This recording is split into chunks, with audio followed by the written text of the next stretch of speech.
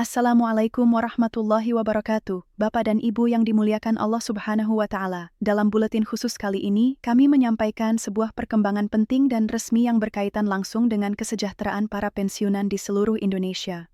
Judul besar yang menjadi sorotan hari ini adalah respons kebijakan atas turunnya daya beli, kenaikan pensiun signifikan sebagai solusi, insya Allah berlaku hingga 5 Desember. Dengan penuh empati dan ketenangan, kami hadir untuk memberikan penjelasan yang runtut, mudah dipahami, dan insya Allah lengkap agar Bapak dan Ibu mendapatkan gambaran yang benar serta tidak terjebak pada informasi simpang siur. Berikut ini kami sampaikan berita lengkapnya. Selama beberapa bulan terakhir, pemerintah memantau dengan sangat serius kondisi daya beli para pensiunan, terutama kelompok yang berada pada golongan pendapatan rendah. Data terakhir menunjukkan bahwa dalam 2 tahun terakhir, daya beli pensiunan menurun hingga mendekati 12%. Penurunan ini dipengaruhi oleh kenaikan harga kebutuhan pokok, inflasi yang cukup tinggi, dan meningkatnya biaya kesehatan serta biaya hidup sehari-hari. Kondisi inilah yang mendorong terjadinya rangkaian rapat panjang antara Kementerian Keuangan, Bappenas, Taspen, Asabri, Kementerian PAN-RB, dan Komisi 11 DPR RI. Dengan izin Allah, dari pembahasan inilah muncul gagasan besar untuk menaikkan nilai pensiun secara nasional.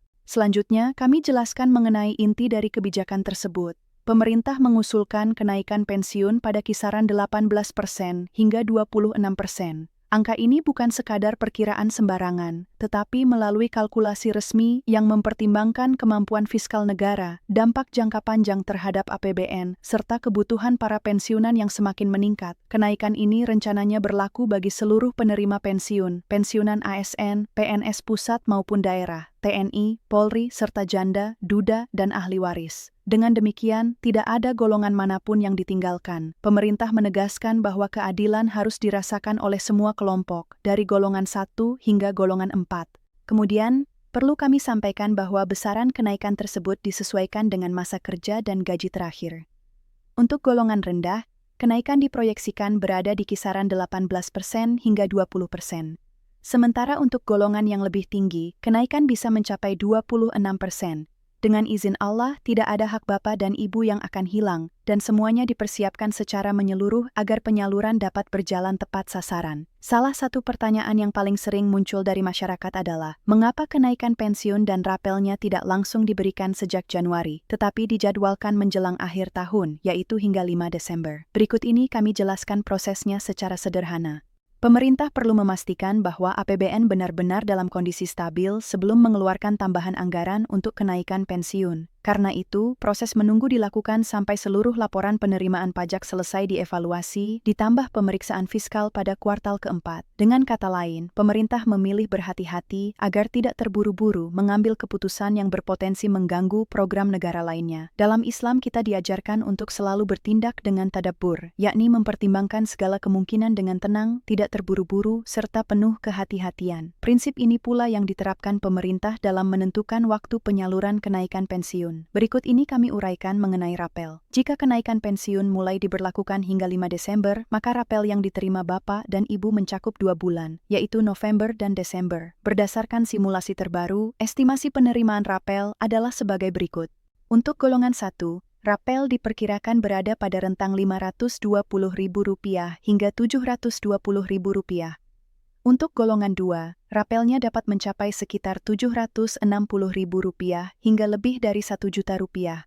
Adapun untuk golongan 3 dan 4, estimasi rapel berada pada kisaran Rp1,3 juta hingga lebih dari Rp2 juta, tergantung masa kerja dan data final yang telah divalidasi. Angka-angka ini bukan janji kosong, melainkan hasil proyeksi resmi yang mengacu pada pola kenaikan pensiun pada tahun-tahun sebelumnya, serta indeks pensiun terbaru yang sedang dalam tahap pemutakhiran. Dalam pernyataan resminya, Menteri Keuangan menjelaskan bahwa kenaikan pensiun sedang berada pada tahap harmonisasi regulasi. Artinya, prosesnya sudah memasuki ranah hukum, bukan sekadar wacana atau pembahasan informal. Pada tahap harmonisasi, aturan-aturan teknis diselaraskan dengan ketentuan hukum yang berlaku agar pelaksanaannya tidak menimbulkan masalah administrasi. Dengan izin Allah, ketika sebuah kebijakan sudah memasuki tahap ini, maka langkah menuju penyaluran tinggal beberapa tahapan teknis terakhir.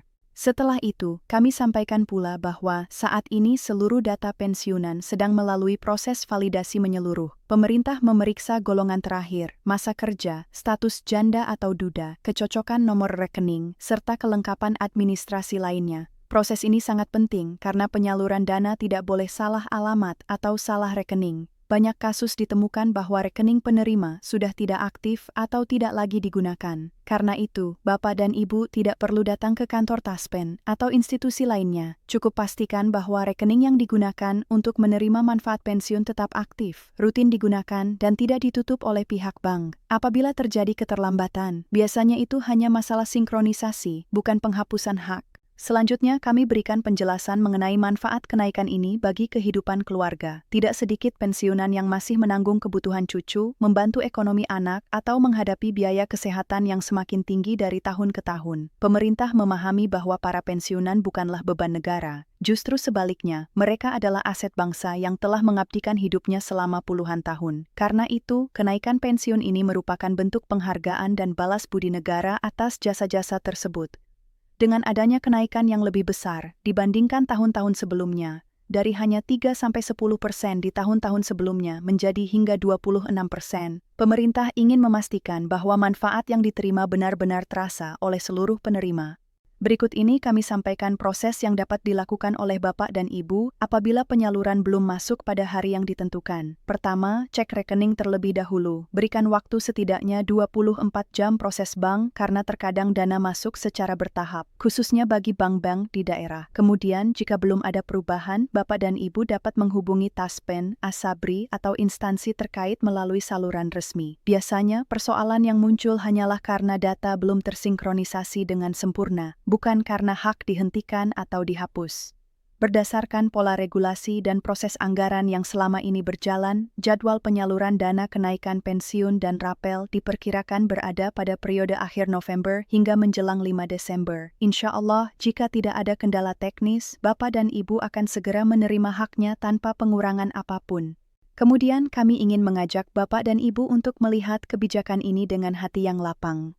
Kenaikan pensiun bukan sekadar tambahan angka dalam rekening, tetapi sebuah tanda bahwa negara menghargai seluruh pengabdian yang telah Bapak dan Ibu berikan. Namun di atas semuanya, kita selalu meyakini bahwa Allah lah yang membuka pintu rezeki dan menurunkan ketenangan dalam hati. Kebijakan negara hanyalah perantara yang Allah izinkan agar hambanya memperoleh kecukupan dan kenyamanan di masa pensiun. Dengan penuh harapan, kami mendoakan semoga kenaikan ini menjadi berkah.